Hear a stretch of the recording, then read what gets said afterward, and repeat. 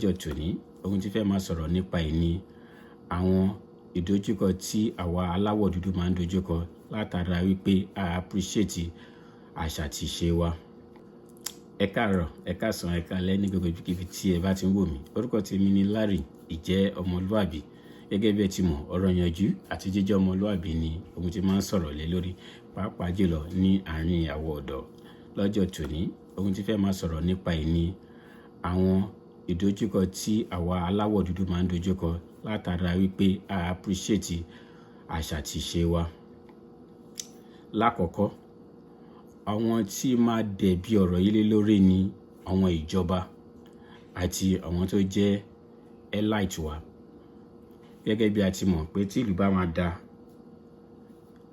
ìjọba ní ipa tó yẹ kó kó. Àmọ́ gẹ́gẹ́ bí a ti mọ̀ ọ̀rọ̀ orílẹ̀-èdè wa ní Nàìjíríà, àwọn ìjọba wa k'Ọlọ́run ń ṣàánú fún wọn ni. But àwọn tó wá jẹ́ elite bí àwọn lecturer, àwọn professor, àgàgà àwọn tó wà ní ìṣàkóso ìtàn culture. Tẹ́ bá rí gbogbo àwọn ìtàn tó máa ń sọ nípa àwa Yorùbá, ẹ rí pé kò tiẹ̀ ń ṣe ohun tó jẹ́ ìtàn wa rárá. Ní ọ̀pọ̀lọpọ̀ gbà àwọn ìṣòro tá máa ń encounter ó máa ń jáde látara ẹ̀sìn àti gender, ọ̀rọ̀ ọkùnrin sóbìnrin. Èyí tó dẹ̀ jẹ́ pé tẹ́ bá wo back in the days, èyí ò ń ṣe ìṣòro àwọn baba ńlá wa rárá. Wọ́n mọ bó ṣe ń manage ara wọn lórí ẹ̀sìn, wọ́n mọ bó ṣe ń manage ara wọn lórí ìjọkùnrin àti ìjọbìnrin. Ohun tí mo fi pè àwọn elite, àwọn tó máa ń sọ̀tàn ni pé gbogbo ohun tó fẹ́ sọ ìtàn Yorùbá, especially Africa, gbogbo ìtàn wọn láyé, gbogbo ìwé tẹ́ bá kà ẹ lọ wò under 14th century, 13th century downward, 15, 16, 17, less than 1000 years ni ìtàn gbogbo nǹkan tẹ́ bá fẹ́ rí, which is ní èyí tó jẹ́ after arrival àwọn òyìnbó, tó jẹ́ pé most àwọn òyìnbó ló kọ́. So ìbéèrè tá máa bira wa ni pé ṣé under 1000 years ní ilẹ̀ Yorùbá ti wà? Tẹ́ bá ti rẹ́ni tó ń sọ ìtàn, àgàgà wọn tó bá ti lórí ọ̀fẹ́ tó kàwé díẹ̀, tó ń lagídí, tó ń ṣe kúkú, tó ń ṣe gbogbo nǹkan, àbí tó máa ń sọ̀rọ̀ gender, ọ̀rọ̀ ẹ̀sìn, ẹ lọ wò wọ́n dáadáa. Ìbéèrè tó yẹ ká máa béèrè lọ́wọ́ ara wa ni pé ṣé 1000 years ni nǹkan kan tó ń pè ní ilẹ̀ Yorùbá wà? Àwọn ìtàn tó wà before yẹn kọ́. Tá bá fẹ́ appreciate culture wa, a ní láti go beyond 15th, 16th century tó ń kọ sí wa létí. Torí gbogbo ìgbà yẹn a lot of things ń ṣẹlẹ̀. Good culture, gbogbo nǹkan tá ti lò sẹ́yìn wà ń sọ ń pa ẹ̀. Ká lè mọ̀ pé culture wa àbí ẹ̀yà wa Yorùbá kò ń ṣọ̀rọ̀ nǹkan tó wá ń sọ láti bí 15th century wá fún wa ẹ̀, tó jẹ́ pé òun ni most wa máa ń gbé sórí. Ẹni tó jẹ́ father of history, Herodotus, tó kọ ìwé nípa Africa ní 2500 years. Mo ti sọ ní ọ̀dà bí mo ti sọ lára àwọn ètò mi rí. Ó kọ ìwé ẹ̀ ní 2005 BC, kó tó bí Jésù, kó tó bí Prophet Muhammad. Òun ni tó gbà pé lára àwọn father of history. Ó ní téèyàn bá wá sí Africa pé ìpele 5 ni Africa pín sí. Ilé Ifẹ̀ ó jẹ́ ìdá kan nù ẹ̀. Ó dẹ̀ pè ní pé one of the ancient city ní Ilé Ifẹ̀. So téèyàn bá lè pè tí òpìtàn tó bá àwọn tó kọ ìtàn yìí pọ̀, kò ń ṣe òun nìkan, irú wọn bẹ́ẹ̀ pọ̀. Tó bá lè pè ní 2005 years ní ancient city pé ìlú kan o, àbí àwọn ìlú kan, àwọn ẹ̀yà kan wà tó jẹ́ pé ancient ni wọ́n.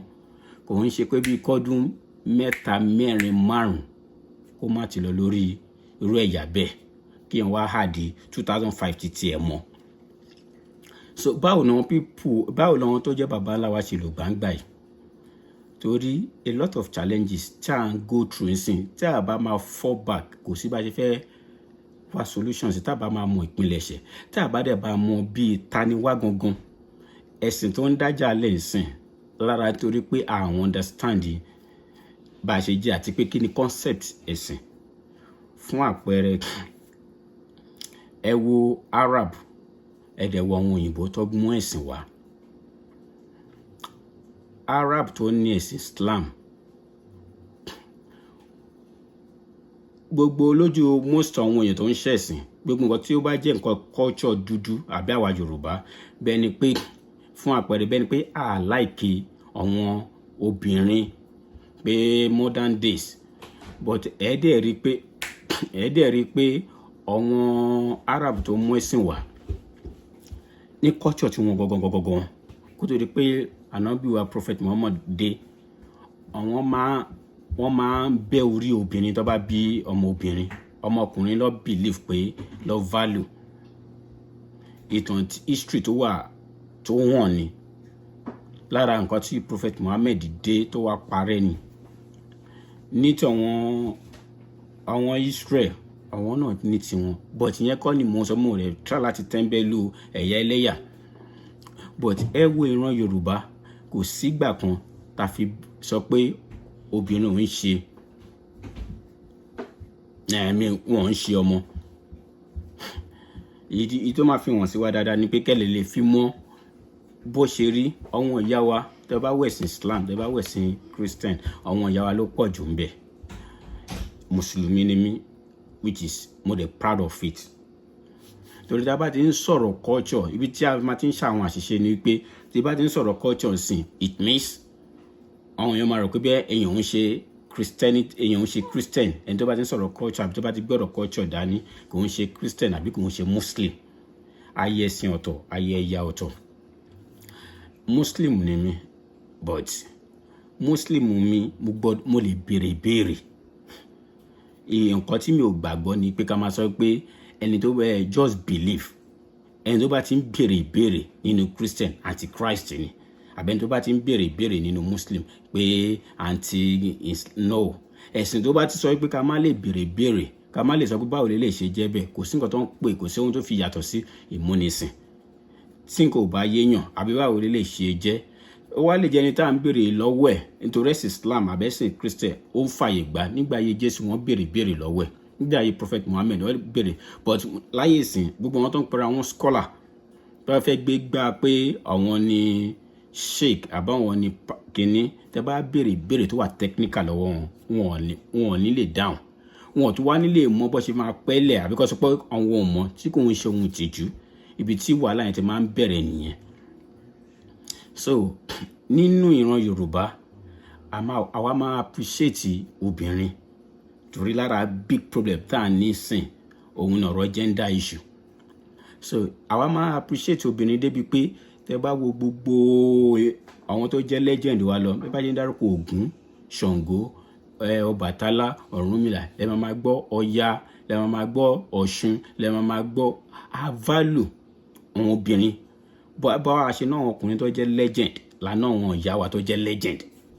So òun ṣe gbogbo nǹkan tí tẹ́ bá dẹ̀ wọnú ẹ̀sìn Islam àbí inú Quran gbogbo látòkè tó délẹ̀ àwọn ìyá tó bí Ànábì wa Muhammad gbogbo àwọn ìyá wọn make wọn prophet tẹ́ bá wọnú Christianity wọn make wọn prophet gbogbo nǹkan tẹ̀mí so èyí àìmáa make wọn prophet nítorí mi ò ní ìmọ̀ nínú ẹ̀sìn tó inú àwọn ẹ̀sìn méjèèjì pé bí a scholar ni mi ò sọ pé ó dáa mi ò dẹ̀ sọ pé kò dáa but ohun tó dá mi lójú ni pé Yorùbá ẹ̀yà mi àpé àwọ̀wọ̀ bias àpé lẹ́yà àpé níran anífẹ̀ẹ́ gbogbo wa nílẹ̀ Yorùbá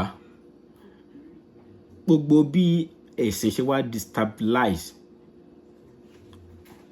ààrẹ tó gbé wá bẹ́ẹ̀ náà ni àwọn òyìnbó gbà táwọn òyìnbó dé òyìnbó ní dáadáa tó ṣe fún àwọn èèyàn dúdú ẹ má jẹ́ ká parọ́ ká má discredit credit tó yẹ ká fún yàn ọ̀nà àwọn dáadáa tó ṣe fún wọn tó wá ṣe fún wa gbogbo wọn ní 17-18 century gbogbo ìjà tó ṣẹlẹ̀ àgàgà ìjà Kírìjì àwọn òyìnbó yìí lọ́lọ́run lò láti fi ṣẹ́jú ẹ̀ nígbà yẹn ìlú ni mo ti ṣàlàyé náà fídíò mi tẹ́lẹ̀ ìlú ní Ẹ̀gbá country ni ìlú ní Ìjẹ̀bú lẹ máa fi pé Ẹ̀gbá land Ìjẹ̀bú land ìlú lọ́yọ̀ Ọ̀yọ́ ló ní Yorùbá ìlú wọn lọ́yọ̀ ẹ̀yà wọn ní Yorùbá ìlú ní àwọn ìlú tó kù Ìjàyè, ìlú ní Èkìtì, ìlú náà countries ni wọ́n.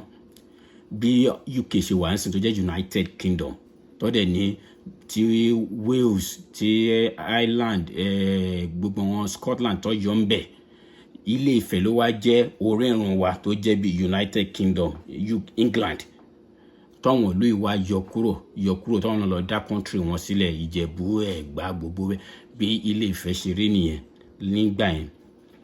So ìlú náà wọn kíní àwọn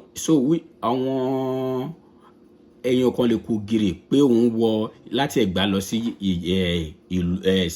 Ìjẹ̀bú àbí láti Ìjẹ̀bú lọ sí Ọ̀yọ́. Wọ́n ní odi boundaries bí border, gbogbo yẹn náà wà. So gbogbo kíní civilization ṣe kò wá bá wa ń sìn, gbogbo kíní ti wà.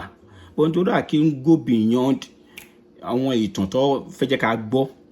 So òun ló fi jẹ́ pé ìjà máa ń ṣẹlẹ̀ nílẹ̀ Yorùbá, tó dẹ̀ jẹ́ pé ìjà táwa jà ní gbogbo Africa kò tó 10% ìjà táwọn Europeans jà. But ṣàmọ̀ bá ṣe para wa tó l'Africa bí nílẹ̀ Yorùbá kò tó 20% báwọn kíní àwọn Europeans but tó fi para wọn. So gbígbà yẹn ṣe rí nìyẹn. So arrival àwọn òyìnbó ló jẹ́ ká sign peace pé ká lè wọnú ara wọn, ló fi yọ gbogbo àwọn odi yẹn, àwọn border ká fi lè wọnú ara wa. So a ní oore tí wọ́n ṣe fún wọn, but ibi tá ti máa ń dà papọ̀ ni pé àwọn òwò ló wá ṣe yìí. Ọ̀tọ̀ làwọn tó wá kó wa lẹ́rú, which is British. Wọn ò ṣe oore kankan fún wa. British tó wá kó wa lẹ́rú àbí tó wá ṣòwò ẹrú wọn ṣe wá lóore. Ó wá ṣe business wọn ni, ó wá bá wa jà ni. A ní British tó jẹ́ pé wọ́n wá kó wa lẹ́rú, wọ́n wá ṣe business wọn. A dẹ̀ ní ìgbà táwọn German tó mú Christianity wá sí ilẹ̀ Yorùbá, àwọn German ló mú wá. Àwọn yìí lẹ máa fi rí òwe tó máa ń sọ pé nígbà tó dé tó ń try láti preach Christianity sí wa, tó máa ń sọ pé ká gba kíní. Àwọn yẹn ló mú education wá, ló wá kọ́ hospitals, ló mú education wá. They are two different people. German, òyìnbó German tó wá ọ̀tọ̀, mission tí wọ́n ọ̀tọ̀. Àwọn náà ti ń settle gbogbo kíní wọn ní Europe ń gbà yẹn. So ó dẹ̀ fẹ́ extend the Christianity. So àwọn yẹn ló mú ẹ̀sìn wá, àwọn yẹn ló mú ìyìnrere àti tó fún wa lé education gbogbo nǹkan. So tó yẹ pé àwọn àti British gan wọn jọ agree. So tó bá ń try láti convince àwọn bàbá wa gbà tiwọn pé àwọn ará ìdàkejì yín adé gbogbo nǹkan tó ń ṣe tó ń bàlú wa jẹ́. Ìyẹn ló fa òwe tó máa ń sọ pé no, àgùdà lọ wọn, àgùdà tí àwọn ò jẹ́ lábẹ́ Gẹ̀ẹ́sì. Tá a máa sọ pé àgùntàn wa ò jẹ́ lábẹ́ Gẹ̀ẹ́sì, nǹkan ń ṣàgùntàn. Àgùdà, àwọn ìjọ àgùdà ti wá o, adádúró ni o, associate ara pẹ̀lú àwọn British. Àgùdà ò jẹ́ lábẹ́ Gẹ̀ẹ́sì. So ìyẹn lélẹ̀ gbogbo nǹkan tí àwọn ọ̀rọ̀ yìí, ohun tó mú mi sọ náà nǹkan tí mo encounter lórí Facebook àgàgà láti ọ̀dọ̀ àwọn obìnrin wa, gender issue àti gbogbo kíní. Ẹni yẹn sọ̀rọ̀ yẹn ló jẹ́ kí fẹ́ fọ́ kíní sí wẹ́wẹ́ níwọ̀nba. So àwọn ọ̀tán wa, àwọn òyìnbó lọ kó gbogbo nǹkan tó ń pè ní nǹkan bí negative tó wá jẹ́ pé òun là ń lò ń sìn tí wọ́n máa ń fi fiti sára àwa ọkùnrin dúdú. Fún àpẹẹrẹ, dúdú ìran Yorùbá, àwa máa ń tọ́ ọmọ àkínà ọmọ. These are the history tó jẹ́ pé before arrival. But nísìnyí máa sọ pé òyìnbó ní kò kí ń na ọmọ nípa àwa dúdú. The moment tí wọ́n bá ti jẹ́ ọmọkùnrin àbọ̀mọbìnrin nílẹ̀ Yorùbá, torí ọmọ aládé ni gbogbo wa, wọn èèwọ̀ ni wọn kì í gbọ́mọ lórí.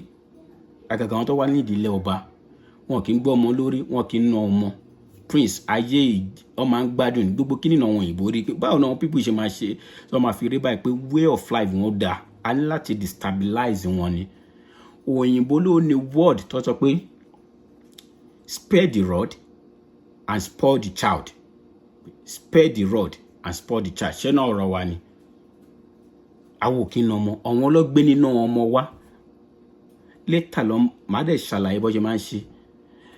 Òyìnbó ló ní pé obìnrin belong to the kitchen. Gbogbo wọn kìíní yìí, àwa kọ́. inú àwọn òyìnbó tó yẹ pé ìgbà wo ni wọ́n bẹ̀rẹ̀ sí ní aláwọ̀ wọn obìnrin wọn kọ́ máa dìbò tó dẹ̀ jẹ́ pé àtìgbà wo náà àwa ti náà wọn legend lóbìnrin. Àwọn àṣàwọ̀ yìí ó ti wọ̀ tó jẹ́ pé tí ẹni tó bá wà nífẹ̀ẹ́ ìtàn tó nífẹ̀ẹ́ history tó fẹ́ mọ báwo ni ìran ìṣeré ló máa fi rí àríṣà àwọn nǹkan tó wọnú kínní. Òun mo fi sọ pé àwọn tó jẹ́ elite wa àwọn ló ń fìyà jẹ wá àti ìjọba tó máa fi sọ pé ká pa ìtàn rẹ̀ àbí tí wọ́n ní máa gbé gbogbo nǹkan wá sórí. Ìjà táwa máa ń jà ní kí ló máa ń pè seniority tí Ilé-Ifẹ̀ àti Ọ̀yọ́ bá ń jà kínní. There are reasons to that. Tí mi ò ní fẹ́ lọ gbogbo àwọn bàbá yẹn tó ń jà ó ná àwọn ìdí bí ó dàbí bá a ṣe ń sọ̀rọ̀ politics sí náà ni bẹ́ẹ̀ náà ló ṣe wà nígbà yẹn kò sí nǹkan tó yàtọ̀. So 15th century gbogbo ètò tẹ́ bá ń gbọ́ láti bí 14th-15th century arrival of bí àgbà tó gbé Islam wá àwọn ti Arab àbọ̀wọ̀n òyìnbó ó wá destabilize gbogbo nǹkan tó bá ń kọ nípa kalẹ̀ ó fi ń nail ó fi ń tarnish ó fi ń dent ìran wa ni. Tẹ́ bá fẹ́ really mọ ìtàn àwa Yorùbá tá bá fẹ́ really nífẹ̀ẹ́ ara wa ẹ jẹ́ ká go beyond 1000 2000 code ló ń lò. Nǹkan tó fi jẹ́ kó difficult ni pé kò sàkọọ́lẹ̀ ó dẹ̀ ń kọ́lẹ̀. So ẹni tẹ́ ẹ bá àwọn tí wọ́n bá lórí ọ̀fẹ́ láti lè gba oral history pé kó sọ̀rọ̀ láti ẹnu fún wọn. Àwọn kan wà àwọn history kan sì wà tó go beyond. Code ni Ifá sì tẹ́ bá wọ̀rọ̀ Ifá code ni. Nǹkan tó ń fi ṣe kọ̀ǹpútà code ni. Gbogbo nǹkan tó ń lò code ni bọ́yé ń sọ̀rọ̀ ń gbà yẹn gbá ká má lè kọ́ ká má lè kà ó ṣẹ̀ wọlé ni. Tí gbogbo yẹn wọlé ò tí wọ 1000 kìíní. Quran tá ń kà yín sìn ìpele kẹta ló ti translate ẹ̀ sí. So màmá lọ gbogbo báyé ń kọ́ tá ń lo alphabet sí ó lè tó era mi tó pa máa tún cancel ẹ̀. So ìmọ̀ máa ń lọ ó máa ń lọ kò ní jẹ́ pé à ń dọ̀rọ̀ àwọn bàbá wa ẹni tó bá ń sọ pé ànítàn àbí pé wọn ò kọ ìtàn lẹ̀ kò ní passion fún ni. Nǹkan tí wọ́n bá ní passion fún èèyàn lè get it. So ohun mẹ́ta ni mo fẹ́ sọ pé àwọn òyìnbó wọ́n ṣe wá lóore. Àwọn òyìnbó ibi tí wọ́n ti ṣe wá lóore pọ̀.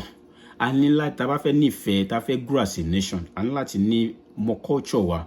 Gbogbo nǹkan tá máa ń fi tì sára àwọn òyìnbó òun ló ń jẹ́ ká look like pé àwọn bàbá ńlá ò ṣe anything àbí wọn there's nothing good about them.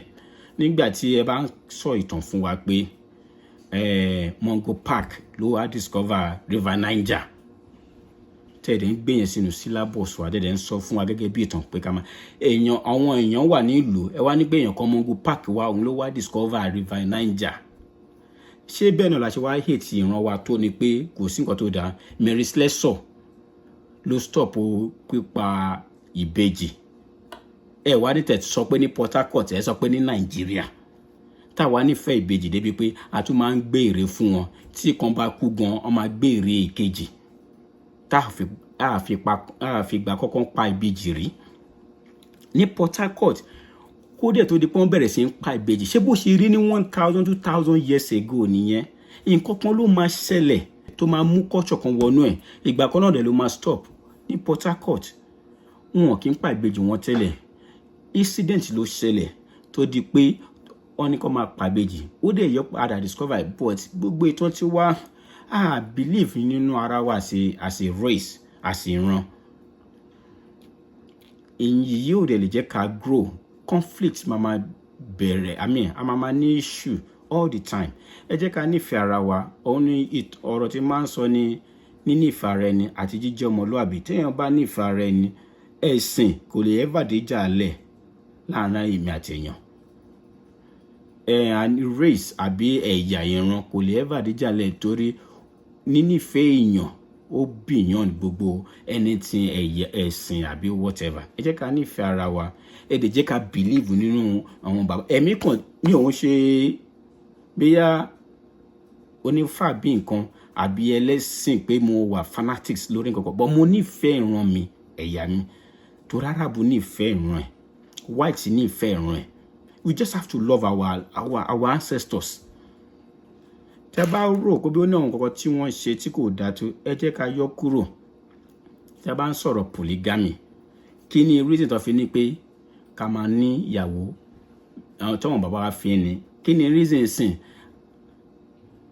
òyìnbó sọ pé ká má ṣe polygamy pé ká má ṣe monogamy right ìyàwó kan fún ọkọ kan tó tẹ́ bá wá wo definition ẹ̀ kìíní àwọn náà tún sọ ní ọ̀rọ̀ wọn pé o lè fẹ́ lòmíì bọ̀ kó kọ́kọ́ divorce sí alákọ̀ọ́kọ́ tẹ́yìn bá divorce alákọ̀ọ́kọ́ tẹ́ ti jọ bímọ papọ̀ directly or indirectly you are still practicing polygamy torí ìjọ tí ọmọ yẹn bá fẹ́ ṣe kankan bàbá máa yọjú ìyá máa yọjú ẹ máa ṣe máa ní ẹni ọ̀rọ̀ ìfẹ́ láti test ara yín láti communicate láti ṣe anything kí ni wá tó wá jù yẹn lọ tó ń pè ní family ṣé ti pé ìyàtọ̀ pé wọn ò ní lè bára wọn sùn tó dẹ̀ jẹ́ pé chances pé èèyàn ní bá ex ẹ̀ sùn ó slim tọmọ méjì mẹ́ta bá wà láàrin wọn so nǹkan tó bá kọ̀ ti gbé wá sí wa la máa adopt láì máa yẹ̀wò láì máa rò pé ṣó wọ̀ tiẹ̀ ṣé títí wa ò dá nísìnyí báyìí wọ́n ní ká máa ṣe ìbálòpọ̀ ọkùnrin sọ́kùnrin ìbálòpọ̀ obìnrin sóbìnrin adẹ̀rọ̀ àwọn èèyàn wa dúdú tó dẹ̀ ń gbà tó dẹ̀ ń sọ pé freedom of anything now freedom of ó dẹ̀ sound logic lójú wọn it means ní ohun tá a gbẹ́sẹ̀ lé lórí tó bá tún di lọ́la sìn tọ́wọ̀n òyìnbó tó bá wà bẹ́ẹ̀ wọn arab tó bá wà tó bá ní ẹ wá o ẹ jẹ́ ká máa ṣe polygamy padà o ìyẹn ló tún dájú o ìyẹn ló máa jẹ́ kí kíní a tún máa tẹ̀lé ni èyí lèmi ti rí pé no ẹ jẹ́ ká mọ̀ nǹkan tá a fẹ́ gẹ́gẹ́ bí ìran àwọn people tó ń ṣe monogamy àwọn gan ṣe bigamy tó jẹ́ pé ṣì wà nínú relationship kan wọ́n dẹ̀ tún máa ṣègbéyàwó pẹ̀lú àwọn ẹlòmíì àwọn fúnra wọn pẹ̀lú monogamy wọ́n divorce ju anything lọ so kí ni oore tó wá mú wá fún wa nítorí mo jẹ́ mùsùlùmí ṣé mo ń support polygamy no mi ò sọ pé ó dáa mi ò sọ pé kò dáa but pé ká máa tẹ́ńbẹ́lú nǹkan tí àwọn culture ti wà tá a bá ń sọ̀rọ̀ polygamy àbí láyé tá a wà yìí gan àti both polygamy monogamy àwọn kan tún wà tó pé àwọn ò tẹ̀ gá anything wọn ò gá mi anything àwọn tún sọ pé àwọn bí a christian àwọn ò tẹ̀ fẹ́ yàwó rárá pé àwọn bọ́n ṣe wà náà ṣe fẹ́ kú so kí ayé padà sí polygamy àbí monogamy a sì máa rí nǹkan ó ní choice ni ẹni tó máa fẹ́ yàwó kan máa fẹ́ yàwó kan ẹni tó máa fẹ́ méjì á fẹ́ méjì ẹni tí ò tiẹ̀ ní fẹ́ rárá ò ní fẹ́ so but ìyẹn ibẹ̀ yẹn kọ́ tẹ̀lé mi ń lọ ibi tí mò ń lọ tí máa ń rí àwọn èèyàn tá bá ń sọ̀rọ̀ ni pé a nífẹ̀ẹ́ ìran wa àwọn bàbá wa ẹ jọ̀ọ́ mo bẹ̀ yín ni ẹ jẹ́ ká nífẹ̀ẹ́ ẹ̀yà wa ọlọ́run á wà pẹ̀lú wa ẹ follow mi lórí social media handle mi ṣe máa ń sọ Ìjọmọlúàbí lórí YouTube lórí Instagram Facebook àti TikTok ẹ ṣé gan.